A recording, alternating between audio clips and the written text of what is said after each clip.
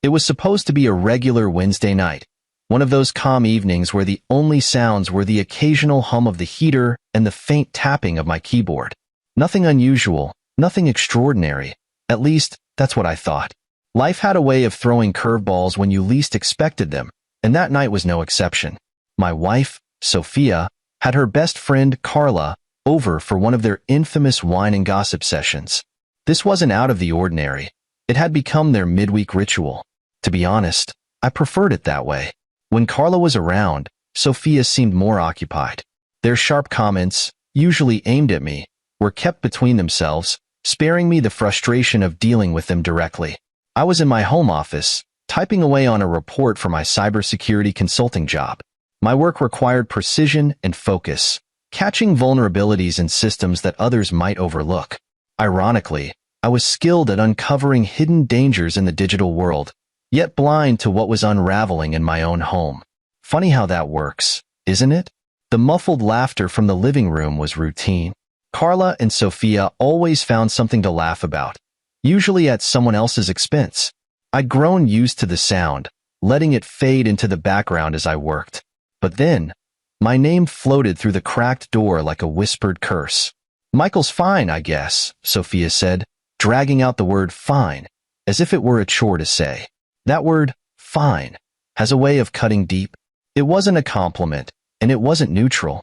It was dismissive, almost cruel, like saying someone was just barely tolerable. I paused mid-sentence, my fingers hovering above the keyboard.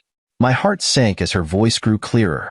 She wasn't exactly whispering, but the words seemed to carry the weight of a confession. "Oh, come on, Soph," Carla said, her tone playful yet mischievous. "You can't just leave it at that. What's wrong with Michael?" For a moment, silence. I imagined Sophia pouring more wine, the liquid splashing into the glass like a slow, mocking echo. I leaned back in my chair, my pulse quickening. A part of me didn't want to hear her answer, but curiosity is a cruel master, isn't it? Sophia sighed dramatically, as if the mere act of thinking about me was exhausting. "He's just boring, Carla. Like, he's a great provider. Sure, but passion? Excitement? Forget it. It's like living with a glorified roommate who pays all the bills." The words hit me like a sucker punch. Boring? A glorified roommate? I had spent years ensuring Sophia and our son, Noah, never lacked anything. Late nights, endless hours of work. All to make sure she was comfortable, to make sure we had the life she dreamed of. And this was how she saw me? Carla let out a laugh, her chair creaking as she shifted. "Isn't that what marriage is supposed to be? Stability, comfort, blah blah blah?" Sophia didn't even hesitate.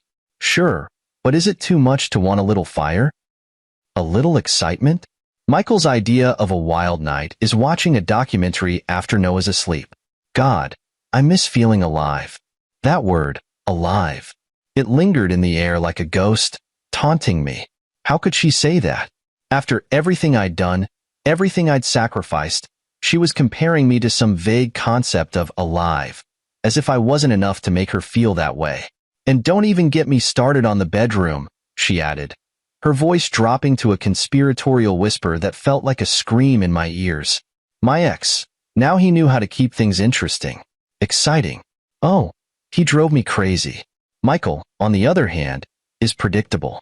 It's like I settled for less. Settled for less. I felt my chest tighten, my hands gripping the armrests of my chair. Her words weren't just cruel. They were a betrayal of everything I thought we had. Carla gasped, but not in shock. No, her tone was amused. "That's brutal, sophomore, poor Michael." Sophia laughed, a harsh, cold sound that seemed to echo in my mind. "Oh, please. Michael will be fine. He's too busy playing the perfect dad and husband to even notice. Honestly, sometimes I think the only reason I stayed was because of Noah. If it weren't for him, I'd have left ages ago." My ears rang, my chest burning with a mix of anger and disbelief. Was this the same woman I had built my life around? The same woman I thought loved me as deeply as I loved her? They kept talking, but I couldn't hear the words anymore. My thoughts drowned out their laughter, spiraling into a storm of questions. How long had she felt this way?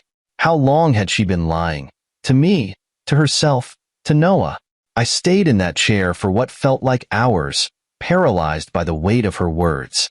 By the time I finally stood, my legs felt weak, my movements robotic. I didn't confront her that night. I couldn't. Instead, I left the office, their laughter following me down the hallway like a cruel reminder of the woman I thought I knew and the reality I now faced.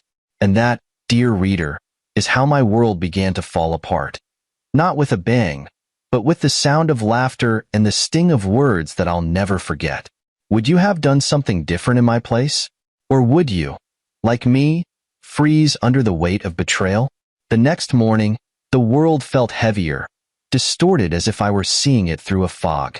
Sophia moved around the house as if nothing had happened, completely unaware that her words were now etched into my mind like scars.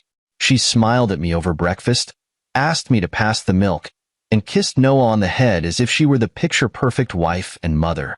But all I could hear were the echoes of her voice from the previous night. My ex, he drove me crazy.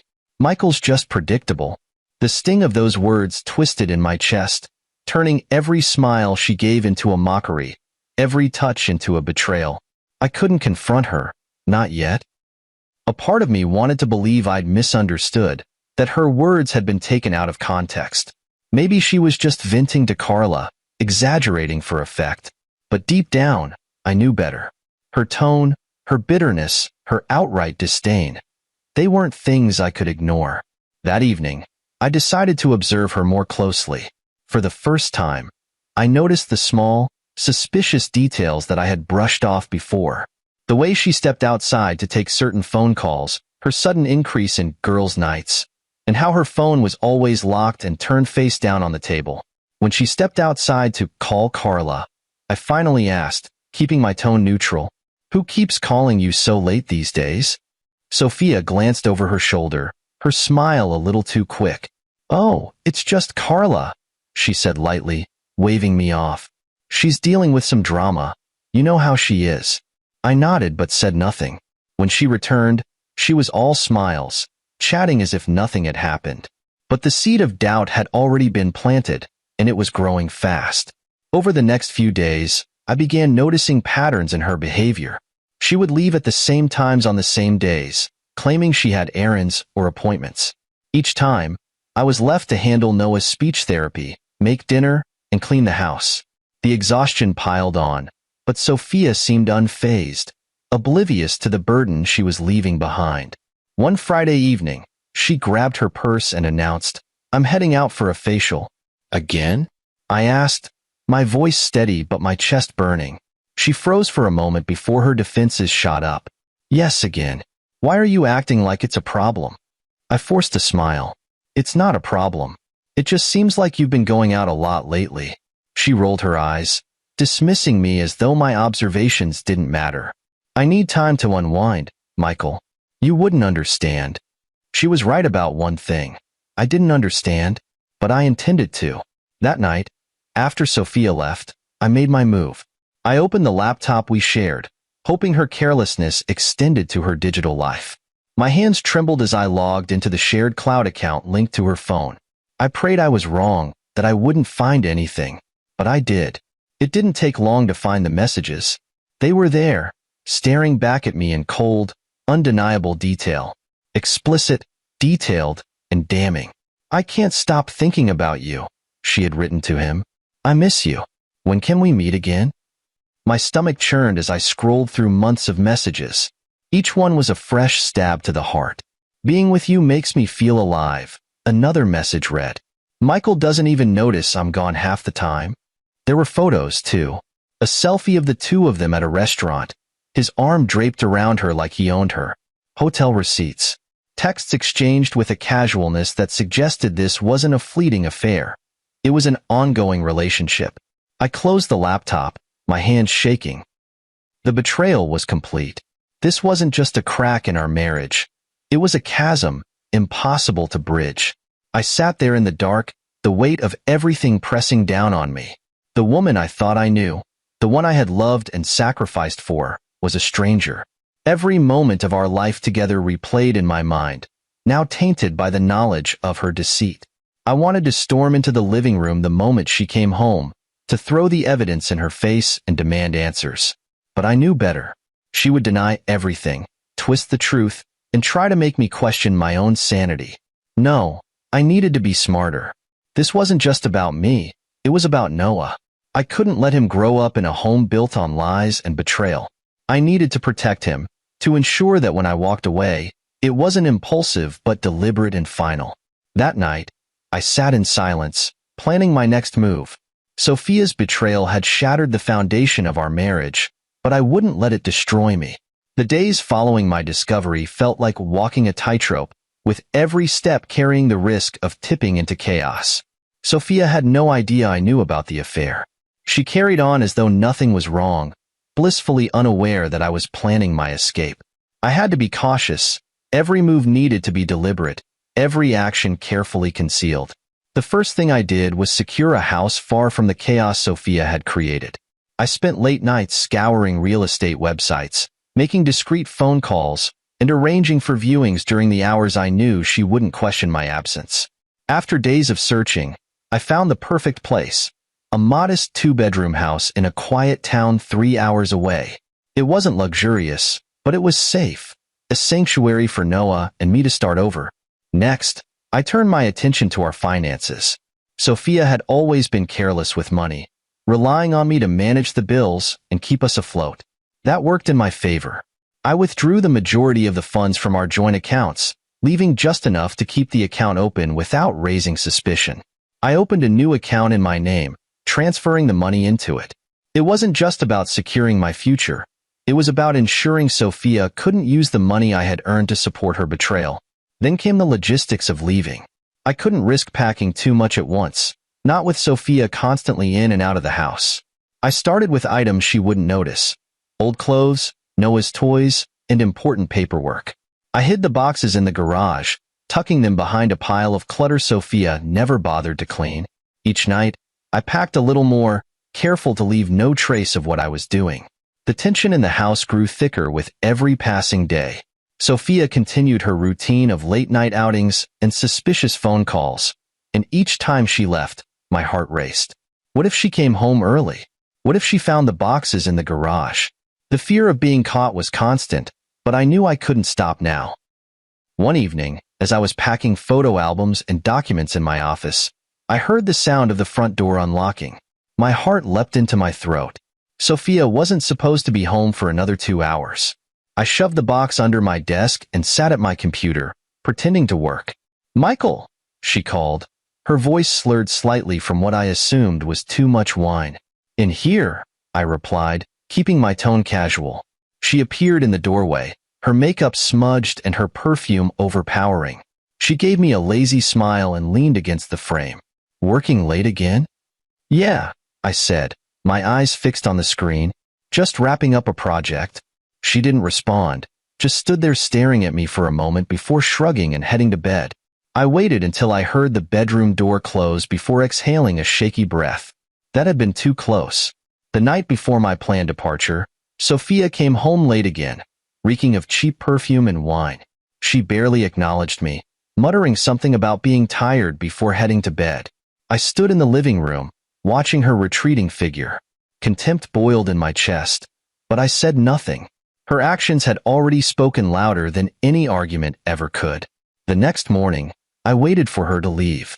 "I'll be back in a few hours," she said over breakfast, grabbing her purse without so much as a glance in my direction. "Take your time," I replied, forcing a smile.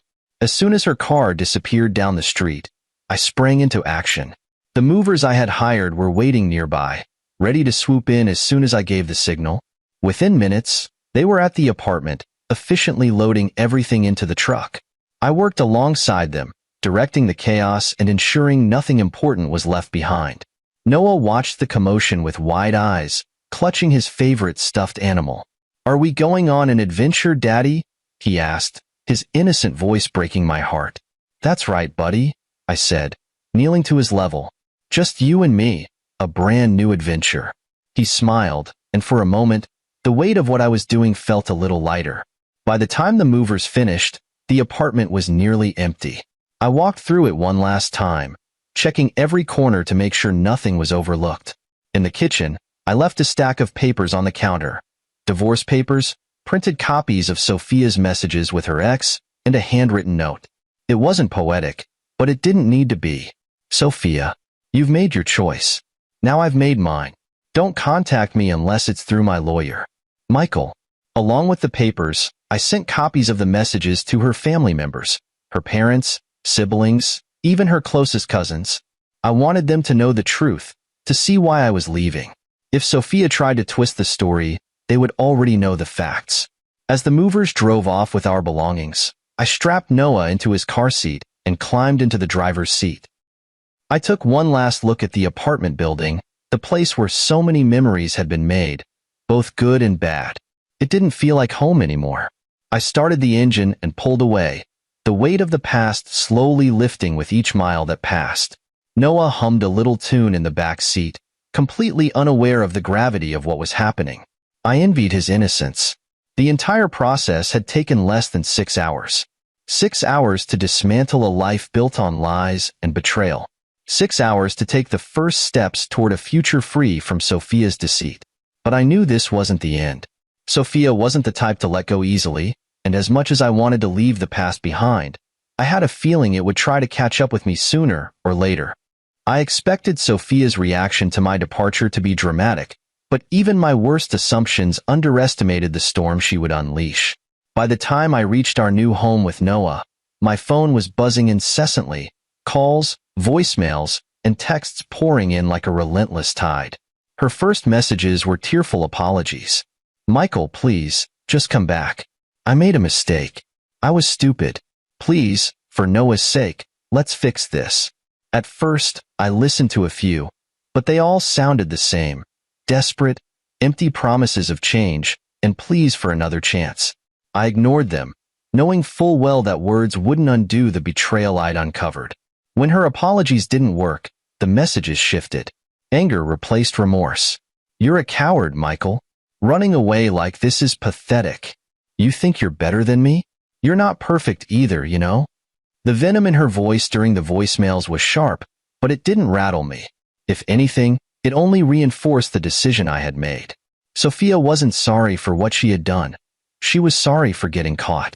Her next move was both predictable and outrageous. She accused me of kidnapping Noah. A court summons arrived, her accusations laid out in dramatic detail. According to her, I had ripped our son away in the middle of the night, showing no regard for her rights or feelings. But I had prepared for this. I presented the court with a meticulous record of everything leading up to my departure. Receipts, schedules, and documents showed that I had been the one handling Noah's speech therapy, medical appointments, and daily care. Statements from Noah's teachers and therapists backed me up, painting a clear picture of who had been responsible for our son's well-being. Sophia's lawyer tried to counter, but the evidence was overwhelming. The judge, a stern older man who didn't tolerate nonsense, turned to Sophia. Mrs. Hayes, he said, his voice firm, you're accusing your husband of kidnapping, yet the evidence suggests he has been the primary caregiver for your son. Can you provide any proof to support your claims?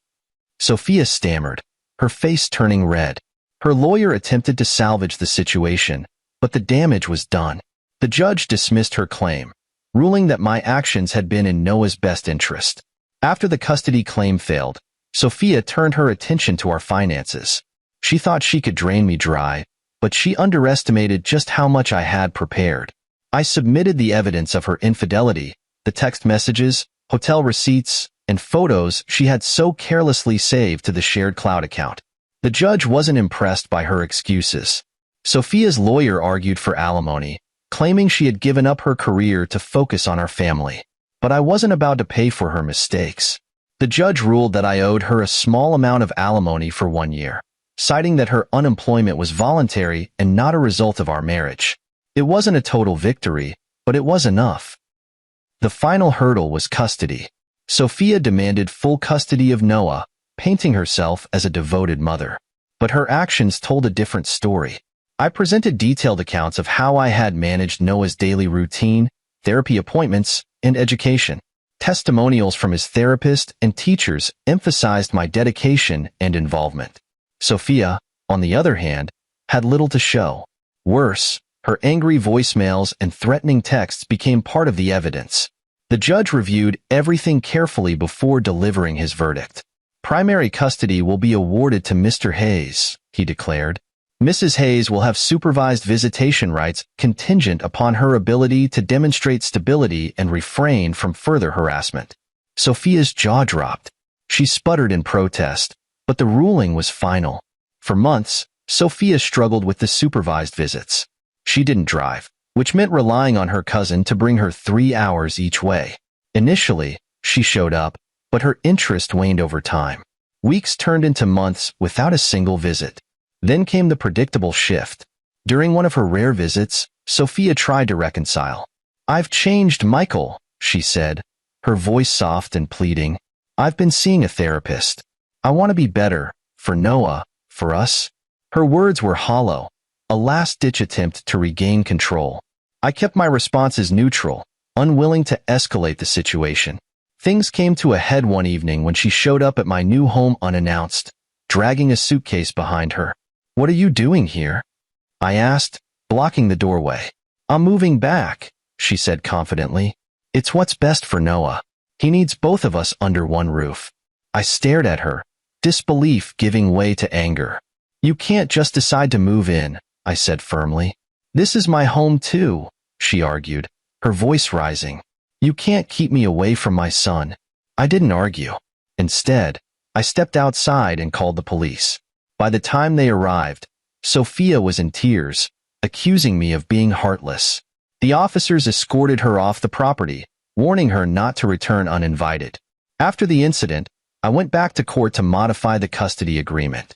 I presented evidence of her repeated attempts to violate boundaries and her erratic behavior.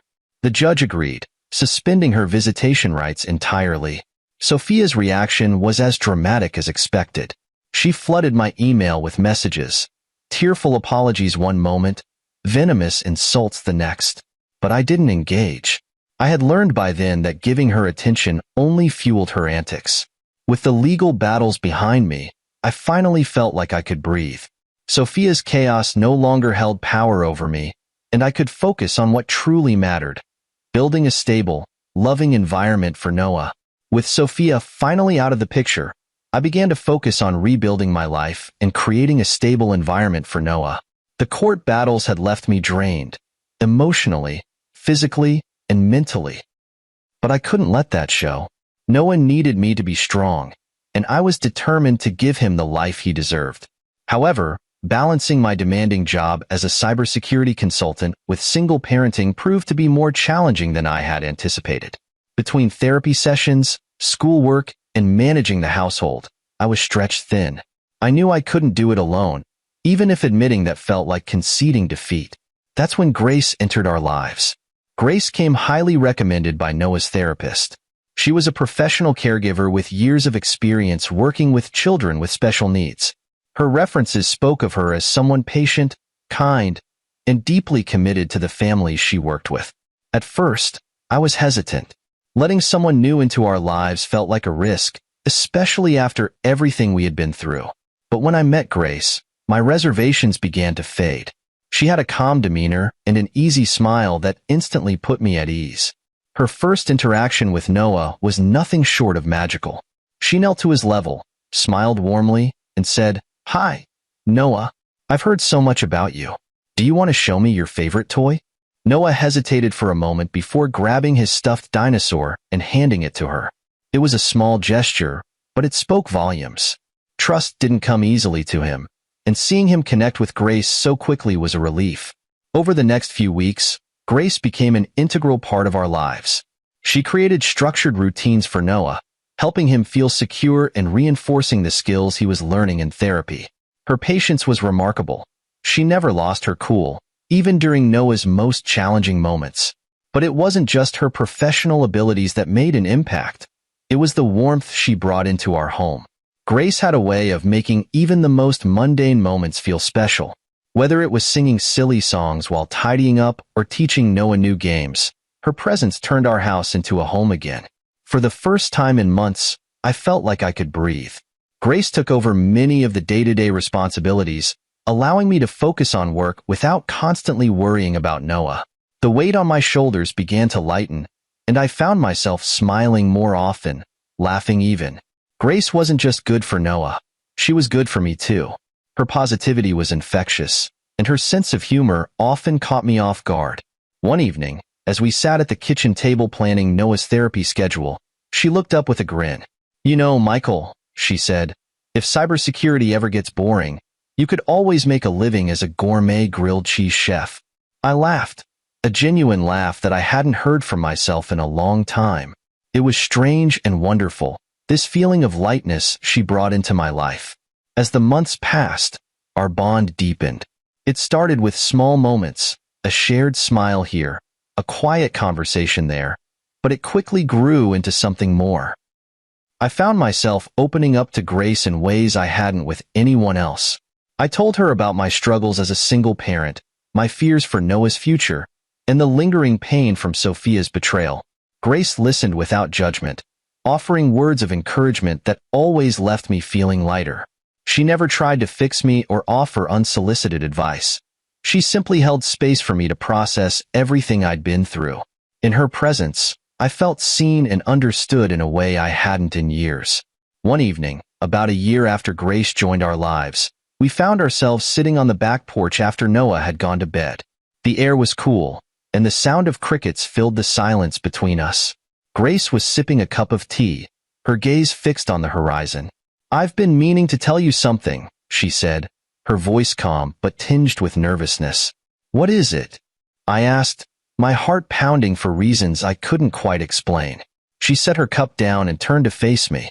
"Michael, I care about you. A lot. And I know this might complicate things, but my feelings for you go beyond friendship." Her words hung in the air, heavy with meaning. I stared at her, my mind racing. Part of me wanted to say something, anything, but the words wouldn't come. "I'm not expecting you to say anything right now," she continued. I needed to be honest with you. You've been through so much, and I don't want to add to your burden. But I also don't want to pretend I don't feel the way I do." Finally, I found my voice. "Grace, I don't know what to say. You've been such an important part of our lives, and I don't want to jeopardize that. But at the same time, I'd be lying if I said I didn't feel something too." Her eyes softened, a small smile playing on her lips. "Then let's take it slow. There's no rush. I just wanted you to know how I feel." I nodded, relief and uncertainty mingling in my chest. Slow sounds good. It's what we both need. From that night on, things began to shift between us. We were careful, letting our connection grow naturally. Grace continued to be a source of light and stability in our lives, her presence a constant reminder that even after the darkest storms, something beautiful could grow. For the first time, I allowed myself to hope, not just for myself, but for Noah and for the future we were building together. Just as life was beginning to feel stable again, Sophia re-entered our lives with a vengeance. Her calls and messages became relentless, her tone shifting wildly between apologetic and venomous. It seemed she had convinced herself that she could reclaim her position in our family, even after everything that had happened. The first sign of trouble came through her cousins, who had always remained on decent terms with me. At a family gathering, one of them pulled me aside with an apologetic expression. "Sophia's been asking us to talk to you," her cousin said hesitantly. "She thinks you'll listen to us if we plead her case." I laughed bitterly, shaking my head. "There's no case to plead. She made her choices, and I've moved on." "We know," the cousin said with a sigh. "Just wanted to give you a heads up. Don't worry, we're not getting involved." Sophia didn't stop there. One evening, Grace called me from her nursing school, her voice trembling. "Michael, she's here," Grace whispered. "Sophia's in the hallway yelling things, about you, about us. I don't know what to do." I felt the blood drain from my face. "Stay where you are. I'm coming." When I arrived, the scene was worse than I had imagined. Sophia stood in the middle of the hallway, her voice echoing off the walls as she hurled insults at Grace. A small crowd of students and staff had gathered, some filming the spectacle on their phones. "You think you can replace me?" Sophia screamed, her face red with fury. "You think you can just waltz into my son's life and take my place? Grace stood against the wall, visibly shaken but refusing to engage. Her calmness only seemed to enrage Sophia further. "You're nothing," Sophia spat. "Michael will get tired of you just like he got tired of me." I pushed through the crowd, seething with anger. "What the hell are you doing here?" I demanded, my voice low but firm. Sophia turned to me, her eyes blazing. "I'm fighting for what's mine. You think you can just erase me, Michael? Forget about everything we had?" I stepped between her and Grace, my body a barrier. "We've been done for years, Sophia. You need to leave." She laughed bitterly, her voice dripping with venom. "Leave? Oh no, Michael. I'm not leaving until everyone here knows what a liar you are." My fists clenched, but Grace's trembling hand on my arm stopped me from losing control. "She's not worth it," Grace whispered, her voice steady despite the tears in her eyes. "Let her make a fool of herself. We know the truth." I took a deep breath, willing myself to stay calm. Turning back to Sophia, I said, "You've embarrassed yourself enough. Leave now, or I'll call the police." Sophia hesitated, her eyes darting around at the onlookers. Finally, she stormed off, muttering curses under her breath. The next day, Grace and I filed for additional restraining orders. We submitted statements, along with video evidence captured by witnesses at the nursing school. The judge didn't hesitate to grant our request, barring Sophia from coming within a mile of our home, Grace's school, or any place Noah frequented. For Grace, the ordeal left scars. One evening, as we sat on the couch, she admitted, "I was terrified, Michael. Not just for me, but for what she might do next." "I'm sorry you had to deal with that," I said, holding her close. "If I could erase her from our lives, I would." Grace looked up at me, her eyes filled with determination. "We'll get through this together. She doesn't control our lives anymore." Her strength astounded me. Despite everything, she refused to let Sophia's actions define our future. In that moment, I realized just how lucky I was to have Grace by my side. Although the restraining orders provided some relief, Sophia wasn't done. She resorted to increasingly desperate tactics, each one more pathetic and bizarre than the last. She tried using her cousins as messengers again, but they quickly grew tired of her antics. "We're done playing middleman," one of them told me. "She's on her own." Her social media became her new battleground. Sophia began posting vague, passive-aggressive messages about forgiveness, second chances, and how society fails modern women. Her followers, oblivious to the full story, flocked to her defense, showering her with praise and sympathy. "You're an inspiration," one comment read. "Don't let the haters get you down." Grace, ever the voice of reason, urged me to ignore it. "She thrives on attention," she said, scrolling through one of Sophia's posts. "Don't give her any. She's irrelevant to our lives now." Grace was right, of course, but it was still maddening to see Sophia twist the narrative to suit her needs. Over time, my anger towards Sophia began to fade, replaced by pity. Her life had become a series of missteps and missed opportunities, each one a product of her inability to take responsibility. She was stuck in a cycle of her own making, and there was nothing I could do to change that. For me, Sophia's decline was a reminder of how far I had come. My life with Grace and Noah was everything I had ever wanted, peaceful, stable, and full of love. And so, I let go. I stopped checking her social media, stopped engaging with her cousins when they mentioned her, and stopped allowing her existence to occupy space in my mind. Sophia was a relic of the past, a cautionary tale that no longer held power over me. Life after Sophia was a revelation. For the first time in years, I felt like I could breathe. The weight of her chaos no longer hung over me, and my focus shifted entirely to rebuilding a stable, loving environment for Noah. With Grace's presence in our lives, things began to change, not just for Noah, but for me as well. Noah flourished in the calm, nurturing atmosphere Grace helped create. His progress in speech therapy was remarkable. Each week, his words became clearer, and his confidence grew. Grace had a way of turning learning into play, making therapy sessions something Noah looked forward to rather than dreading. One evening, as I was preparing dinner, Noah ran into the kitchen, beaming with excitement. "Daddy, I said a full sentence today." "That's amazing, buddy," I said, scooping him up and spinning him around. Moments like these reminded me why I had fought so hard to remove Sophia from our lives. Grace stood in the doorway, watching us with a smile. "He's doing so well," she said softly. "It's because of you," I replied, meaning every word. "You've been a godsend, Grace." Her cheeks flushed, but she didn't argue. With Grace's help, the house transformed into a sanctuary. She introduced routines that made life feel manageable again, from meal planning to setting time aside for Noah's hobbies.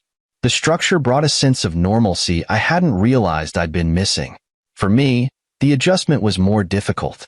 Years of dealing with Sophia's unpredictability had left scars. Trust didn't come easily. But Grace's steady presence was a balm for those wounds. She never pushed, never pried.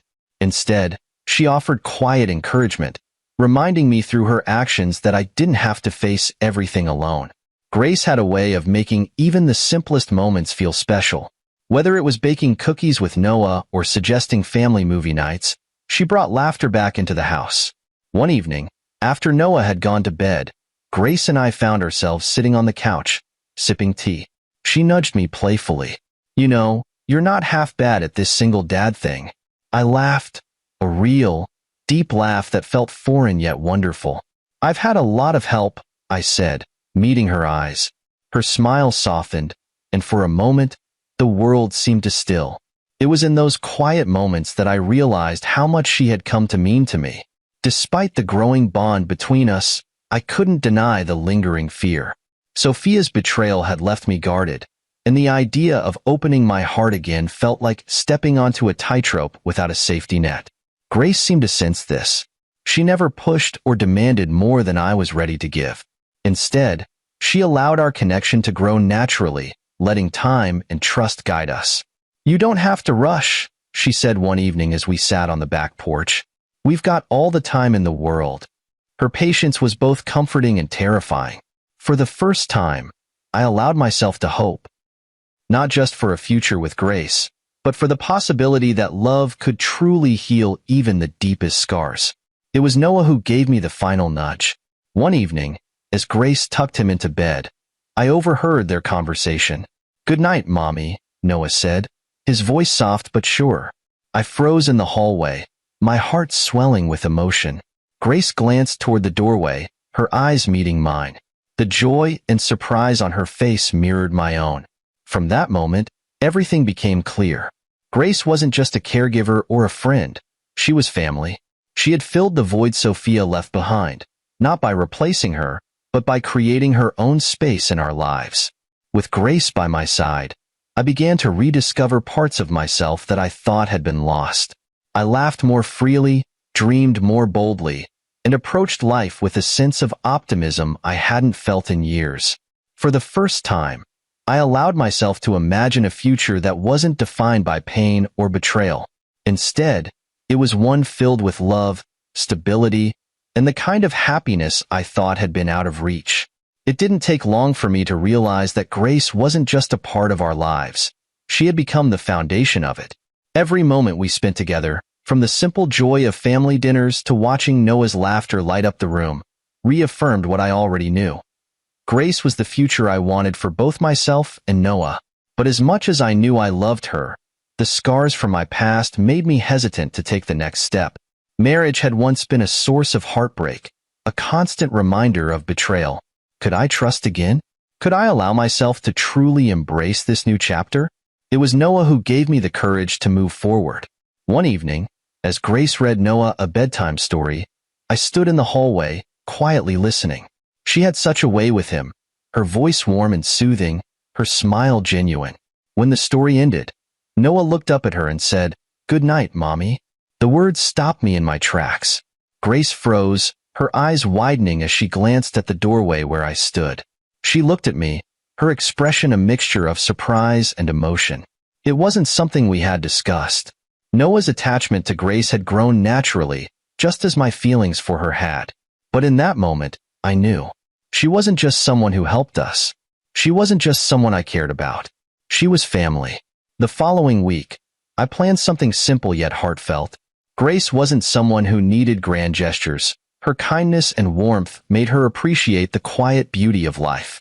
One evening, after Noah had gone to bed, I asked her to join me on the back porch. The sun was setting, casting a golden glow over the horizon. She sipped her tea, unaware of the small box tucked into my pocket. "Grace," I began, my voice steady but thick with emotion. "You've given Noah and me so much. You've brought light into our lives when we needed it the most. I can't imagine a future without you." Her eyes softened as she set her cup down, her gaze locked on mine. "I want to spend the rest of my life with you," I continued, pulling the ring from my pocket. "Will you do me the honor of becoming my wife?" For a moment, the world seemed to stop. Grace's eyes shimmered with tears as a radiant smile spread across her face. "Yes, Michael," she whispered, her voice trembling. "1,000 times, yes." I slipped the ring onto her finger, and as we embraced, I felt a weight I hadn't realized I was carrying lift from my shoulders.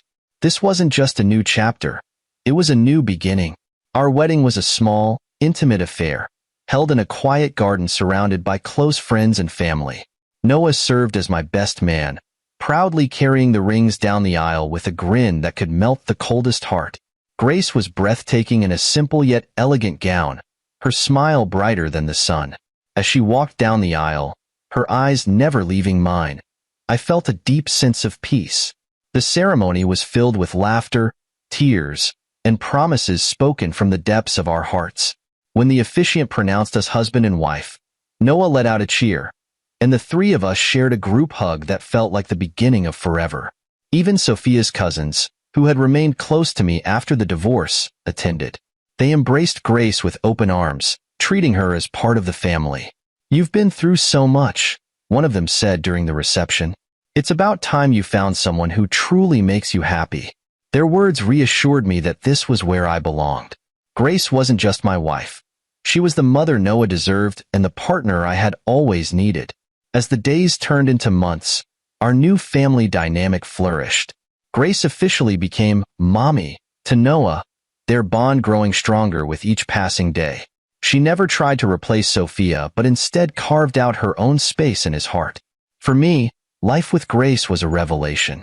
Her love and support allowed me to rediscover parts of myself that had been buried under years of pain. I laughed more, dreamed more, and loved more freely than I ever thought possible. One evening, as we sat on the couch watching Noah play with his toys, Grace leaned her head on my shoulder and whispered, "Thank you for choosing me." I kissed her forehead, my heart full. "You chose us too." Life with Grace and Noah became everything I had dreamed of, peaceful, joyful, and fulfilling. The chaos that Sophia had brought into my life now felt like a distant memory, a storm that had finally passed. But Sophia's presence lingered in the background, a reminder that not all battles end cleanly. While I focused on building a new life, Sophia was descending into her own spiral. Her first move after the restraining order was to weaponize social media. She crafted posts filled with vague, passive-aggressive statements about forgiveness, redemption, and how society fails strong, independent women. Her followers, oblivious to the truth, showered her with sympathy and praise. "You're an inspiration," one comment read. "Don't let the haters get you down," said another. At first, I couldn't help but feel angry. The same woman who had betrayed me and torn our family apart was now playing the victim for likes and validation. But Grace, ever my voice of reason, reminded me to let it go. "She thrives on attention," Grace said one evening as we scrolled through Sophia's latest post together. "Don't give her any. She's irrelevant to our lives now." Grace was right. Sophia's narrative didn't change the truth. And the truth was that her life had become a series of missteps, each one a product of her refusal to take accountability. Sophia's behavior became increasingly erratic.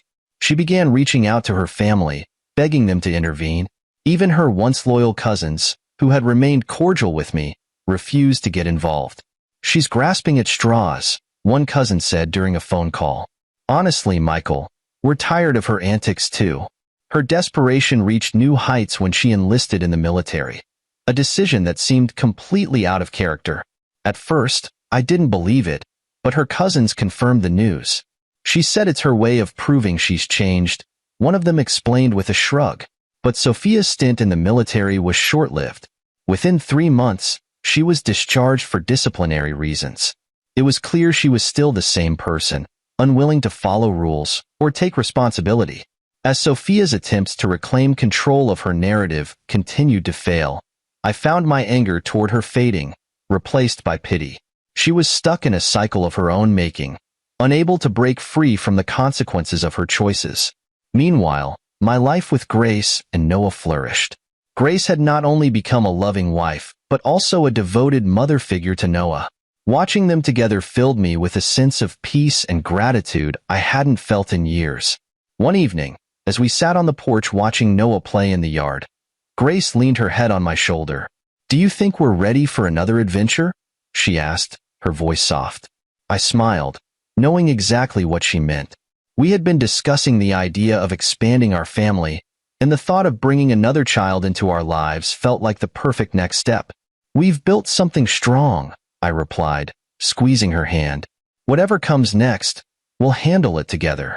Reflecting on my journey, I realized how much I had grown. Sophia's betrayal, while painful, had been a turning point, a catalyst for change. It taught me the importance of self-worth, boundaries, and resilience. Most importantly, it showed me that love could exist after heartbreak, and that the right person could heal even the deepest wounds. To anyone facing the kind of betrayal I endured, my message is this: you don't have to settle for less than you deserve. There is life beyond the pain, and someone out there who will value and respect you. It takes time, effort, and courage to move forward, but when you do, you might find something better than you ever imagined. As I watched Noah laugh and run around the yard and felt Grace's hand tighten around mine, I knew I was exactly where I was meant to be. This was the life I had fought for, the family I had dreamed of, and it was only the beginning.